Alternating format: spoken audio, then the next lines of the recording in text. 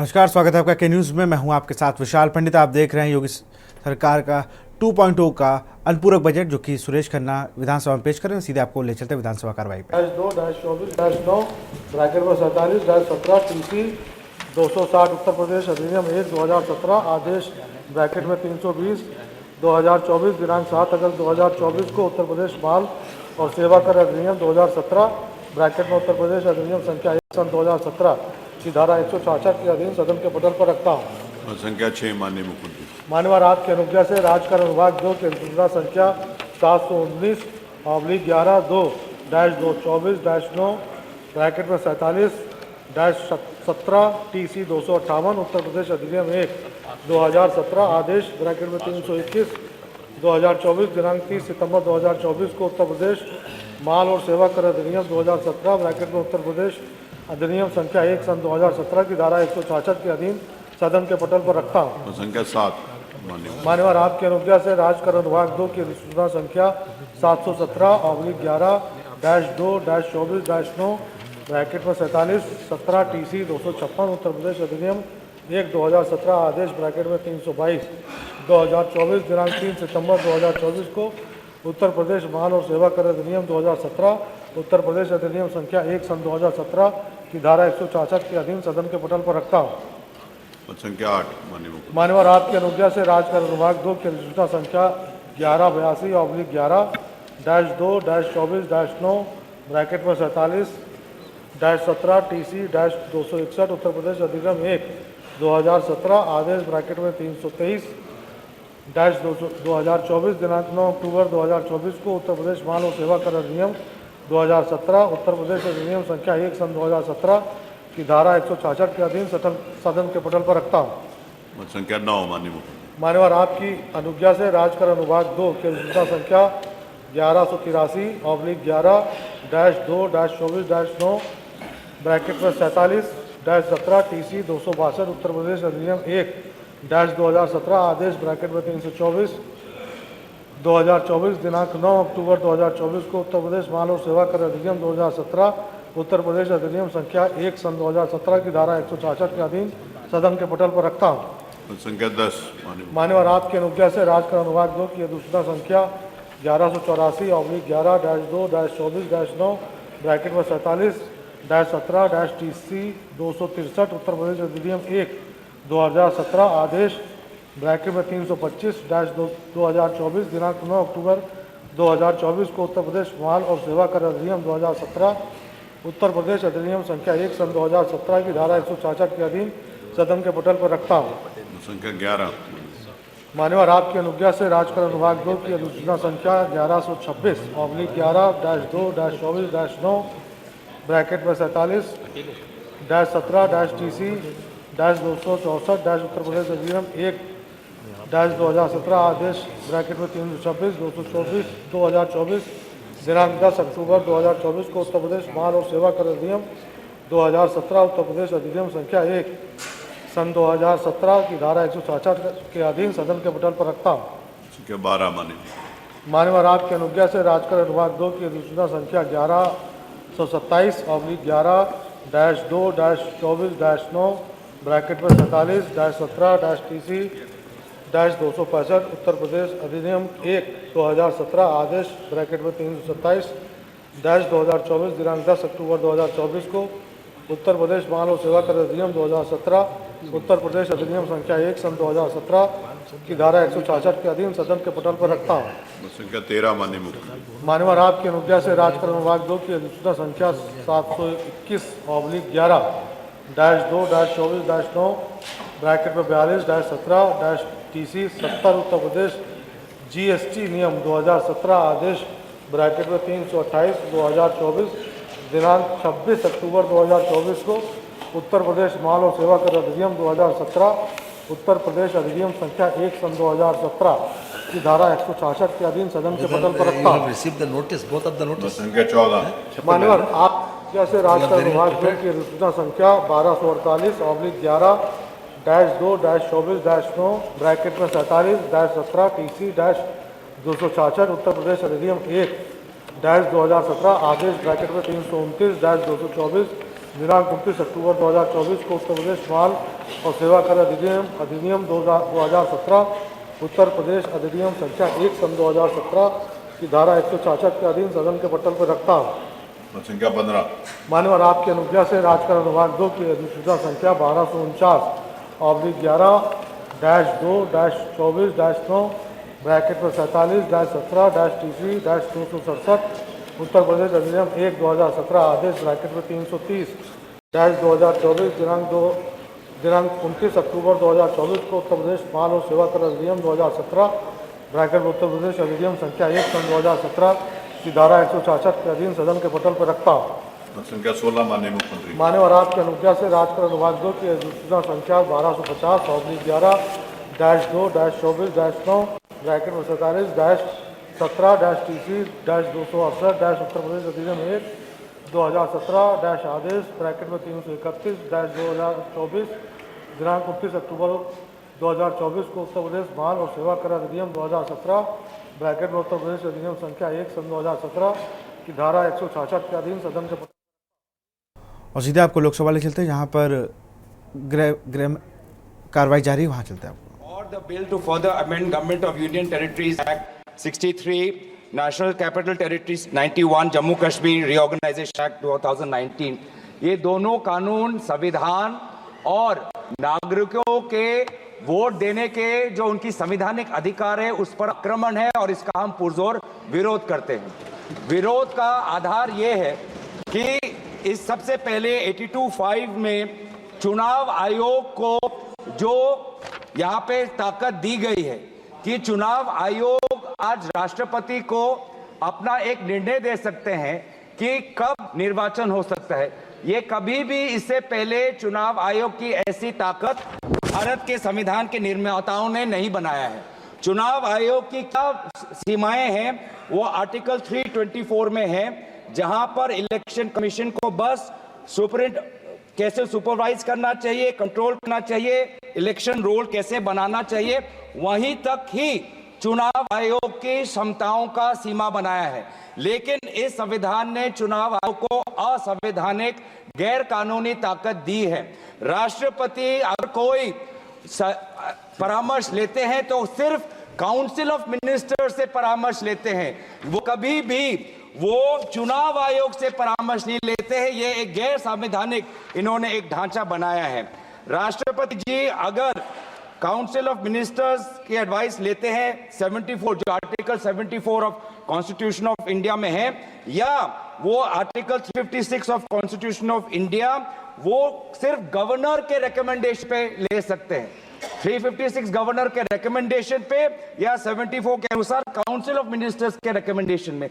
ये पहली बार ये एक ऐसा कानून लाए हैं कि राष्ट्रपति अब चुनाव आयोग के भी रिकमेंडेशन पर एक निर्णय ले सकते हैं। ये पूरी तरीके से इसका विरोध करते हैं। चुनाव आयोग में किस प्रकार से कमिश्नर्स नियुक्त होते हैं, नहीं होते, सुप्रीम कोर्ट की भूमिका रहती है, हटाई जाती है, उस पर हम बात चर्चा करेंगे। दूसरी बात यह है कि संविधान के बेसिक स्ट्रक्चर में एग्जीक्यूटिव, लेजिस्लेटिव और जुडिशरी के बीच में संतुलन हो, उसका भी विवरण है। आज इस बिल के द्वारा आदरणीय राष्ट्रपति को ज्यादा शक्ति दिया गया है कि वो अपने सुपरिंटेंडेंट से एक नए 82A के द्वारा अब वो विधानसभाओं को भंग कर सकती है। ये एक्सेसिव पावर इस बिल में चुनाव आयोग को दिया गया है और राष्ट्रपति जी को भी दिया गया है। और यहाँ पे जो मुद्दा उठाया है कि चुनाव आयोग का ये जो खर्च कम करना चाहते हैं, चुनाव आयोग के खुद उन्होंने कबूल किया है कि 2014 के चुनाव आयोग में कितना पैसा खर्च हुआ, लगभग 3,700 करोड़। ये 3,700 करोड़ के लिए ऐसा एक गैर संवैधानिक कानून ये लाए हैं, ये पूरी तरीके से तथ्य के खिलाफ है।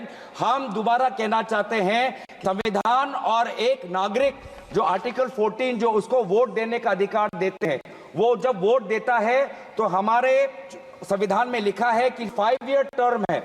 जो 5 ईयर टर्म है आर्टिकल 83(2) में हाउस ऑफ पीपल और आर्टिकल 172(1) में जो 5 ईयर टर्म है उसके साथ खिलवाड़ नहीं कर सकते।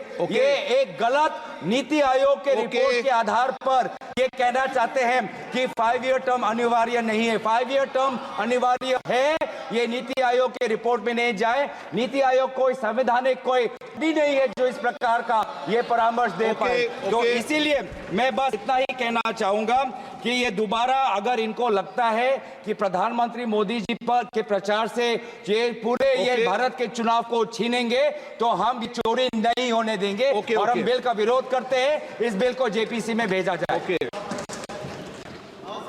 माननीय सदस्यगण, एक मिनट प्लीज, एक मिनट। मैंने कहा है कि संक्षेप में अपनी बात रखें, कोई भी दल हो वो संक्षेप में बात रखें, और प्रयास ये करना चाहिए कि मैं नोटिस आप सबने दिया है, नोटिस पे सबका अधिकार बनता है, लेकिन जब मैंने एक व्यवस्था दे दी है, पूर्व में भी ये व्यवस्था मैंने आपको बता दी है कि पूर्व में भी ये व्यवस्था परंपरा रही है, और मैंने आपको हवाला भी दे दिया है कि कब कब ये हुआ है। आप चाहे तो दोबारा उसको निकाल सकते हैं। इसलिए एक दल से एक व्यक्ति बोले, संक्षिप्त में अपनी बात को दें। आप दादा इतनी आपको पार्टी ने चुप, एक मिनट रहिए ना।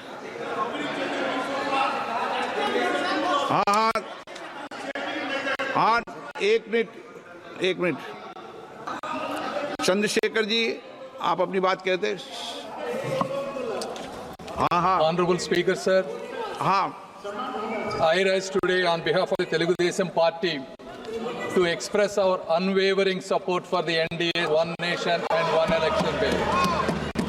Sir, our party guiding force, Sri Nara Chandrababu Naidu ji, has always championed transformative ideas and is well recognized and respected as a visionary leader, sir. TDP is deeply committed to nation-building initiatives such as Vikasit Bharat 2047 and aims to align them with Vikasit Andhra 2047, reflecting the true spirit of cooperative federalism and a shared vision for progress and development. Sir, there are several advantages of One Nation, One Election bill, but I would like to quote 4. Number one,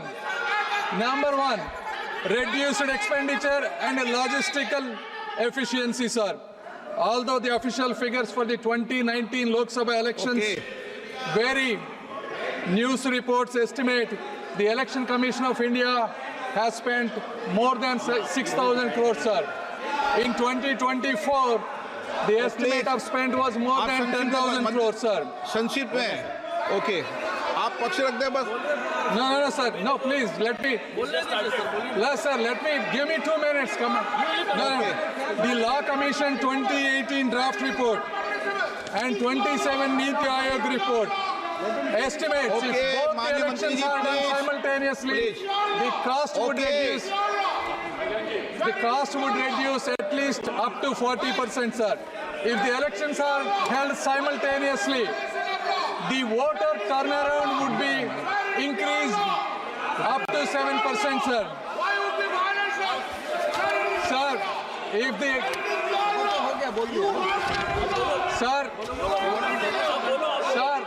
the total estimates of all the parties that spend on these elections is close to 1 lakh crore, sir.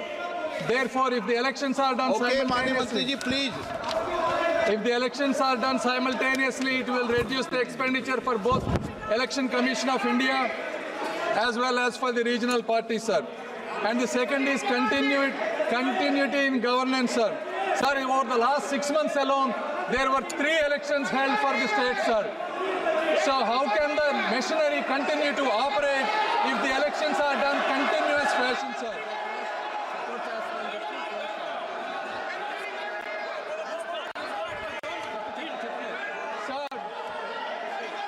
Sir, fourth and probably the most important, sir, in this age, election campaigns amplified by media and technology no longer remain regional, but continuously influence the entire nation, creating large-scale ripple effects, sir. This constant political messaging encourages deep polarization and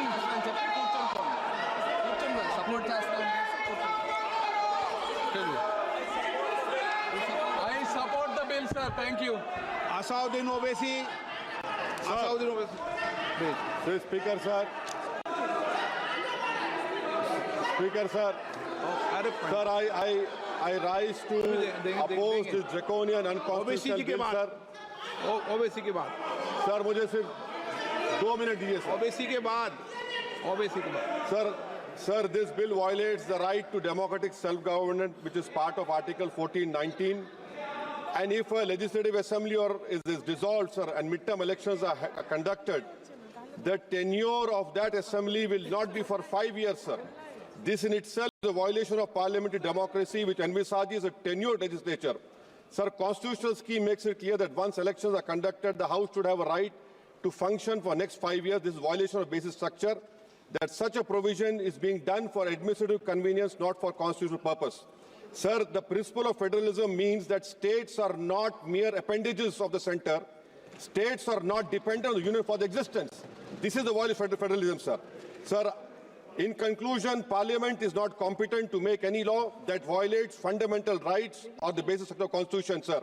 This bill indirectly introduced a presidential style of democracy. This bill is based on maximizing political gain and convenience. This bill will finish off regional parties. This bill is only brought in to massage the ego of the supreme leader. Thank you, sir. I oppose this bill. K. Radhakrishnan, K. Radhakrishnan.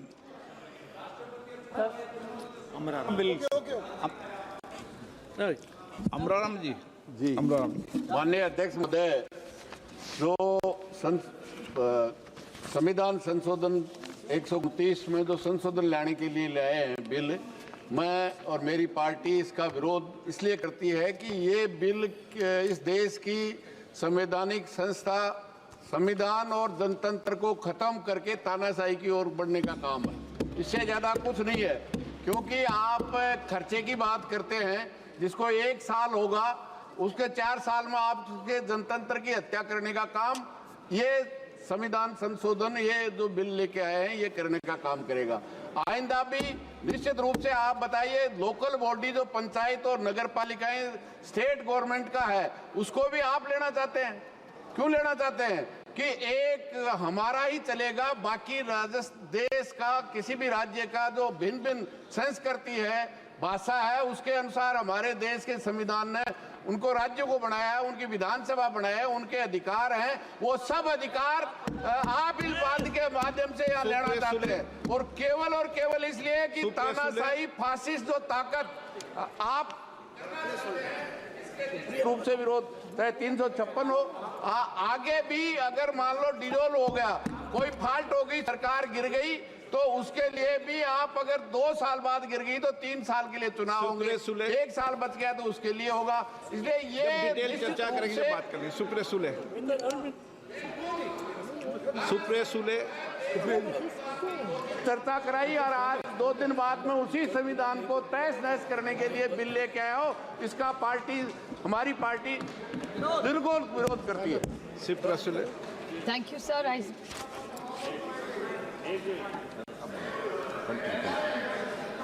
Sir, on behalf of the Nationalist Congress Party SP, I oppose the 129th Constitution Amendment Bill.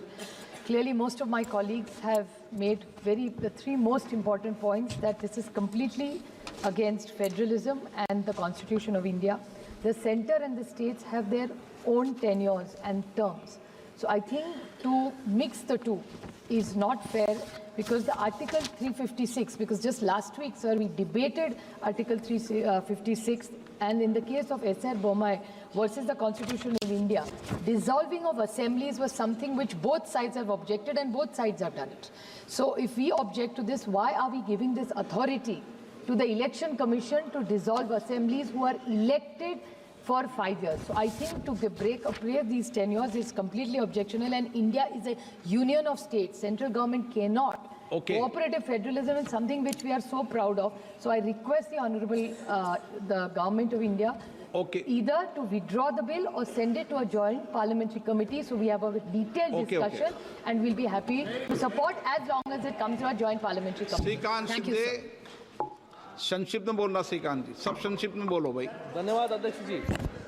आज मैं अपनी party दादा बैठे, आपको मिला नहीं इसलिए हमें भी आप वंचित मत कीजिए। बस एक्सप्रेस करना चाहते हैं हम भी मैं आज अपनी पार्टी। माननीय अध्यक्ष जी, माननीय सदस्य बालू साहब ने कहा कि इसको जेपीसी को दे देना चाहिए। जब ये संविधान सुधार का विधेयक, संवैधानिक संशोधन जब कैबिनेट में चर्चा में आया, तब प्रधानमंत्री जी ने स्वयं मंशा व्यक्त करी थी कि इसको जेपीसी को देना चाहिए। इस पर विस्तृत चर्चा सभी स्तर पर होनी चाहिए। इसलिए मुझे लगता है कि इसमें सदन का ज्यादा समय जाया करे बगैर, अगर मंत्री जी कहते हैं कि इसको जेपीसी को सौंपने के लिए वो तैयार है, तो जेपीसी में सारी चर्चा होगी और जब जेपीसी के रिपोर्ट के आधार पर कैबिनेट इसको पारित करेगी तब भी फिर से चर्चा होनी है। तो मैं मानता हूं कि माननीय मंत्री जी अगर जेपीसी में रखने की इच्छा व्यक्त करते हैं तो यहीं पर एक चीज समाप्त हो जाएगी। अध्यक्ष जी, जो ये चर्चा हुई है इसका जवाब देने के बाद जो नियम 74 है जिसमें मैं एप्रोप्रिएट जो मोशन ला करके और जेपीसी के गठन का प्रस्ताव निश्चित रूप से करूंगा, निश्चित रूप से जेपीसी के गठन का प्रस्ताव करूंगा। रूल 74 के तहत जेपीसी के गठन का प्रस्ताव है और सरकार की इच्छा भी है। श्रीकांत शिंदे जी संतृप्त हैं।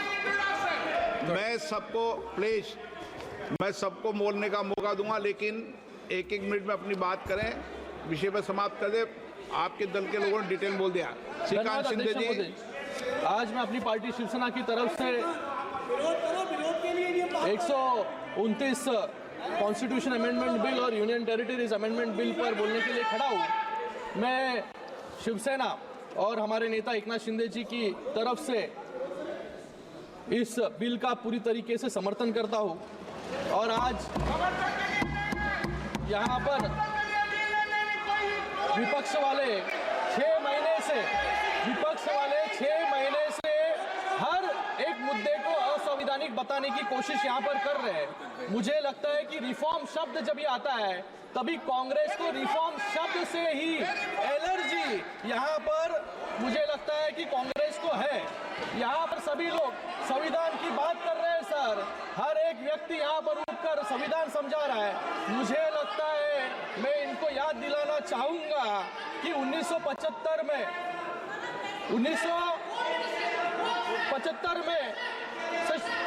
इंदिरा गांधी सर, ये बिल जो 1975 को शुरू करता हूँ, इंदिरा गांधी जी को इलाहाबाद हाईकोर्ट ने इलेक्शन मैल प्रैक्टिस। अरे वो विषय क्या है, आप संक्षिप्त में करिए। सर एक पॉइंट बोल रहा हूँ सर, यानी इलेक्शन मैल प्रैक्टिस और यानी चुनावी भ्रष्टाचार के लिए गिनती पाया और 6 साल के लिए डिस्क्वालीफाई कर दिया।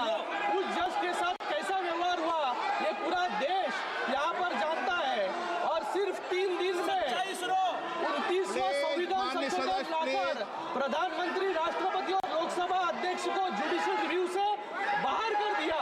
ये इनका संविधान है सर, ये फेडरलिज्म माननीय सदस्य प्लीज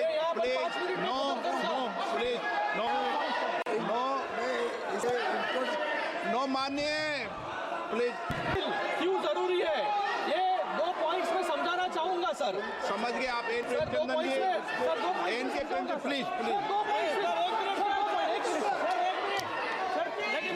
कोविड समिति जो गठित हुई उन्होंने वाइड पब्लिक कंसल्टेशन किया। स्पीकर सर 47 राजनीतिक दलों ने अपनी राय प्रस्तुत की। Speaker sir, thank you very much for affording me this opportunity to speak on the introduction of the bill. Hey,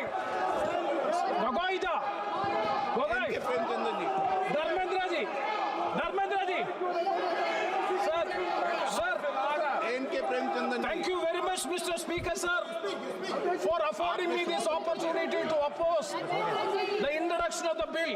Please. On behalf of my party, sir, on behalf of my party. एक second sir Covid समिति की report है, उन्होंने wide public consultation किया sir कि 47 राजनीतिक दलों ने अपनी राय प्रस्तुत की, जिसमें 32 दलों ने वन नेशन वन इलेक्शन का समर्थन किया, ये दिखाता है कि देश के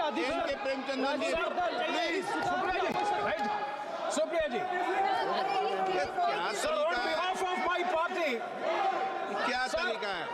sir, on behalf of my party, sir, speaker sir, Speaker